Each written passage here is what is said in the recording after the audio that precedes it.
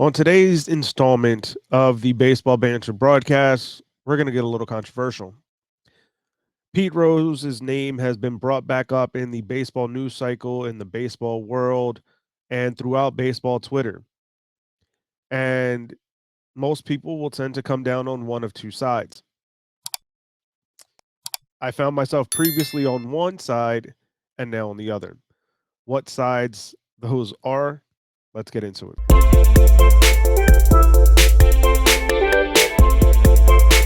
What's going on, baseball fans? Jeremy Laracuente here for the Baseball Banter Broadcast. And when it comes to Pete Rose, Ken Rosenthal said it best in his article on The Athletic. It's never that simple. If this were merely a baseball decision based on his career, his statistics, Pete Rose is the all-time games played leader, plate appearance leader, at bats leader, and of course, most importantly, the hits leader in Major League Baseball. If it were merely on that, absolutely, you'd say he's a Hall of Famer. But it goes beyond that, doesn't it, with Pete Rose? As Rosenthal said, it's never that simple. When Pete Rose was permanently banned, given a lifetime ban by the late A. Bartlett Giamatti back in 1989, the commissioner at the time, he stated, and this is also in the Ken Rosenthal article on The Athletic, the burden to show a redirected, reconfigured, rehabilitated life is entirely Pete Rose's. Pete Rose wrote a letter, and it was kind of floating around throughout the Twitterverse, the baseball world, and obviously it wasn't leaked by Rob Manfred in his office. It was obviously given to TMZ by Pete Rose himself. Just another showing, a blatant showing that even at 81 years old, Pete Rose hasn't gotten it together. Rose was given an opportunity several times throughout the course of his time since being banned from Major League Baseball. Most recently, he was given an opportunity to go back to Philadelphia to celebrate the 1980s World Series victory for the Philadelphia Phillies. In the Ken Rosenthal article, we'll just read from there. It was Rose's first appearance in a Philadelphia ballpark since the ban more than 3 decades earlier. The Phillies planned to add him to their Wall of Fame in 2017, but canceled his induction following allegations of activities, we'll say, just for YouTube purposes, with an underage girl in 1970. Further down in the article, uh, while being on the Phillies TV broadcast, cursing and making a crude joke about John Kruk's testicular cancer. Even at 81 years old, decades since the lifetime ban, decades since the words of the commissioner at the time, Giamatti, that stated the burden to show a redirected, reconfigured, rehabilitated life. And Pete Rose has failed to do it. Previously, I really only looked and paid attention to the baseball aspect of Pete Rose's career. But as the course of life happens, the more that you study this game, the more that you start studying some of its leaders, some of its legends in the game, the more you start to see the other side of things. And the idea that baseball, and obviously the Hall of Fame is separate from Major League Baseball, but they have instituted that ruling where if you're banned from Major League Baseball, you're ineligible for the Hall of Fame. And even if Rob Manfred were to remove this lifetime ban from Pete Rose, this would be just another blunder waiting to happen in Rob Manfred's tenure as the commissioner of Major League Baseball.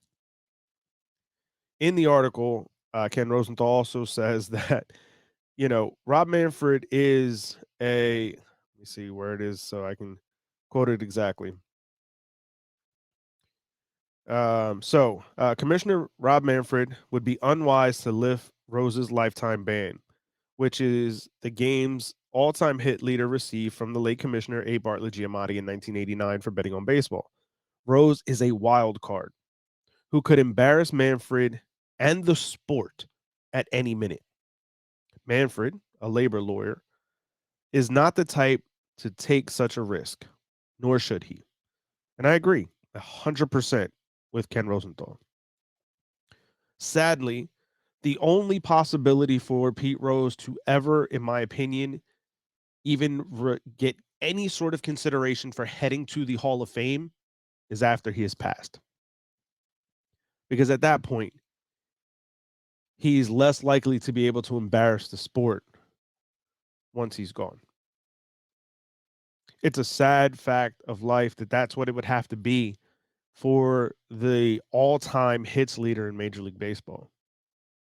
Let's not forget just a few short years ago when Ichiro Suzuki was reaching that mark in combined with his time in Japan in the Nippon Professional Baseball League and Major League Baseball. Pete Rose was blasting him as not being the real all-time hit king. And obviously, we are looking at just Major League Baseball. There's never been a doubt about that. But the fact that between the two leagues, arguably the two biggest professional baseball leagues in the world, and we had a player that even remotely came close to those numbers, towards coming close to Ty Cobb, to Pete Rose. It should have been honored, even though obviously it wasn't going to be reflected in that same way in Major League Baseball's record books. But Rose was almost indignant at the fact that there could have been someone else. The simple fact is, Pete Rose is not in the Hall of Fame because of Pete Rose, because of what he did in the baseball world and what he's done away from it.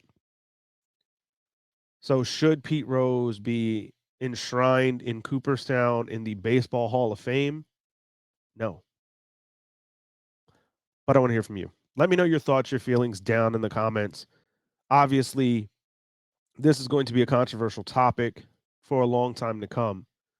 And sadly, as I said, the only chance that I think Pete Rose will ever legitimately have to be removed from the lifetime ban list is after he's passed on.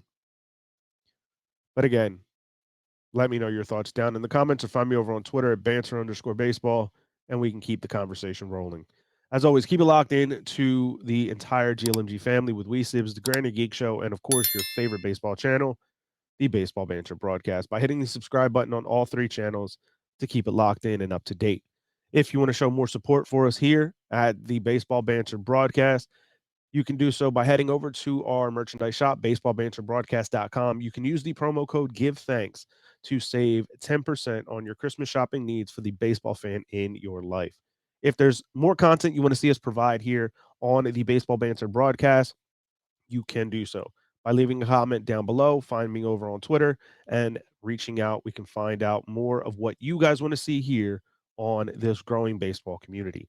Make sure you keep it locked in. We have a new series where I take hold of the general manager title for the New York Yankees.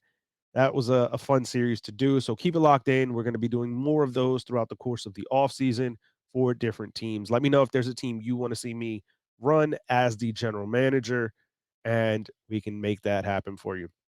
But as always, keep it locked in all off season long as I continue to look at the latest news, notes, and my personal thoughts, theories, and opinions on the game of Major League Baseball. Peace.